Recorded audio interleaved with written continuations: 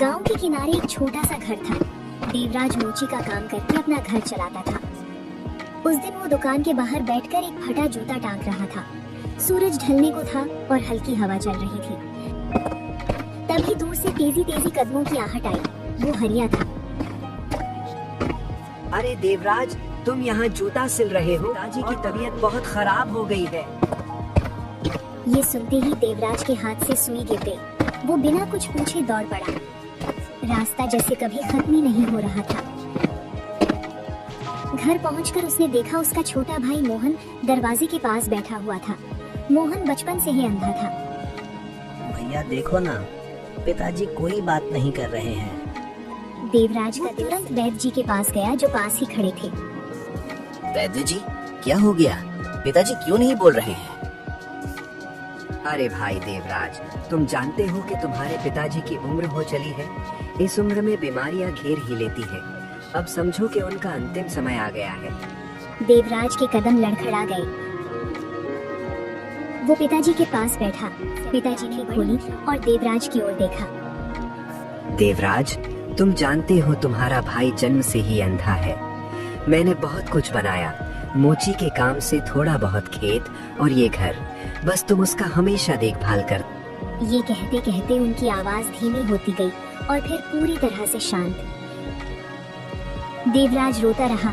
मोहन उनके पैरों को पकड़कर चीखता रहा। गहरी खामोशी भर गई। कुछ समय बाद पिताजी का अंतिम संस्कार कर दिया गया। अब घर की सारी जिम्मेदारी देवराज और उसकी भावनाओं पर एक भारी पहाड़ की तरह आ गई थी। धीरे धीरे कुछ दिन बीत गए। दिन देवराज अपनी दुकान पर बैठा जूते सील रहा था। काम करते करते वो खुद ही बड़बड़ाने लगा। पिताजी तो चले गए, मुझे दे गए। मैं तो जीते जी मर गया हूँ। पता नहीं कब तक उस अंधे को ढूंढना पड़ेगा। मैं अपना परिवार देखूं या उस अंधे मोहन को देखूं। आज तो फैसला करके ही रहूंगा। अरे भाई, कितना हुआ? जी, सिर्फ एक तांबे का सिक्का। पूरे दिन भर में एक ही तांबे का सिक्का कमाया हूँ। मैं क्या करूँ? मैं अपनी पत्नी को खिलाऊं या फिर उस... दिन ढल गया। देवराज घर पहुंचा। सुमिता, जो उसकी पत्नी थी, दरवाजे पर ही नाराज खड़ी थी। इस मोहन को हम कब तक खिलाएंगे? क्या ये जिंदगी भर ऐसे ही निकम्मा बनकर खाता रहेगा? दोनों बिना मन के बैठकर खाना खाने लगे। तभी कमरे के कोने से मोहन की धीमी आवाज आई। भाभी, कुछ खाने को दे दो। खाना कहाँ बनाए? कुछ कमाई धमाई होती नहीं है तो कहाँ से खाना बनेगा? मोहन चुप हो गया। देवराज ने सारा गुस्सा अंदर दबाते हुए कहा, तू भी अब कल से चल। तू भी मेरे साथ काम करेगा। कुछ तो मुझे सहारा मिलेगा। देवराज की बात सुनकर मोहन ने अपने आंसू पोंछे। उसकी आवाज में डर भी था और उम्मीद भी। ठीक है भैया, मैं भी कल से आपके साथ। अगले दिन देवराज और मोहन दोनों सुबह सुबह मोची का काम करने निकले। शाम तक देवराज ने कुछ सिक्के जमा कर लिए, लेकिन मोहन की कमाई बहुत कम थी। अंधा होने के कारण वो काम धीरे करता था और सही तरह नहीं कर पाता था।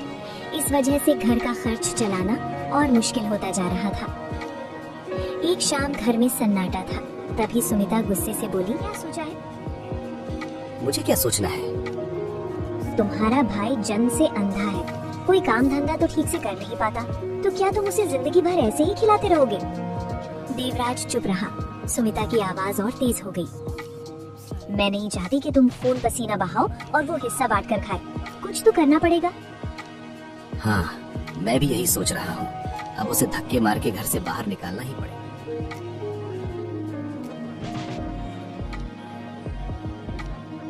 अगले दिन सुबह देवराज ने मोहन को बाहर बुलाया। उसकी आवाज में कठोरता थी और मोहन को कुछ गड़बड़ का एहसास होने लगा। अरे भाई मोहन, बात ऐसी है कि तुम कोई काम धंधा तो कर नहीं पाते। थोड़ा बहुत मोची का काम करते हो, उससे भी कमाई नहीं होती। तुम्हारा अपना खर्चा भी नहीं चल पाता।